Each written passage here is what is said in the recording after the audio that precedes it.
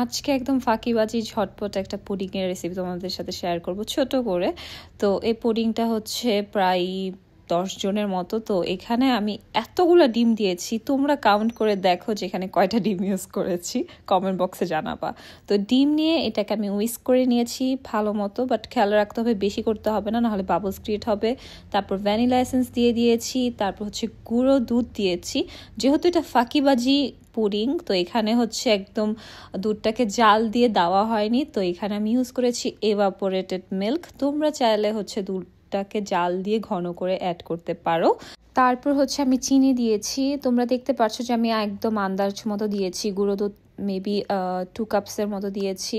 তারপর এখানে আমি কারামেল তৈরি করে নিয়েছি। আমি কারামেলটা জাস্ট চিনিটা মেল্ট করেছি, কোনো পানি এক্সট্রা কিছু দেইনি, যতক্ষণ পর্যন্ত না এরকম কারামেল হয়ে আসছে। এটা ক্লিপ নিতে ভুলে গেছি। তারপর ওভেন প্রুফ একটা ডিশ নিয়েছি, সেখানে হচ্ছে আমি আমার মিক্সচারটা দিয়ে তারপর আমি ওভেনে বসিয়ে দিয়েছি একদম পানি দিয়ে। পানিটা অবশ্যই দিতে হবে, প্রায় 1-1.5 ঘন্টার মতো ছিল, একদম 140°C। তারপর হচ্ছে ঠান্ডা করে এটাকে কাট করতে হবে। আমাদের বাসায় পুডিং একদম নরম কেউই পছন্দ করে না, আমার আম্মুর আর সব, মানে সত্যি বলতে আমরা নরম পুডিংটা পছন্দ করি না। তো এই পুডিংটা একটু শক্ত শক্ত হবে। ট্রাস্ট মি, অনেক মজা ছিল, আর কালারটাও খুবই পারফেক্ট আসছে। আর যেটা বললাম, কারামেলে এক্সট্রা পানি দেওয়া যাবে না। আমার ডায়েটের সেদিন 12টা বেজে গিয়েছে, আমি পরে শেয়ার করব। তো এই তো আমার রেসিপি। Bye bye.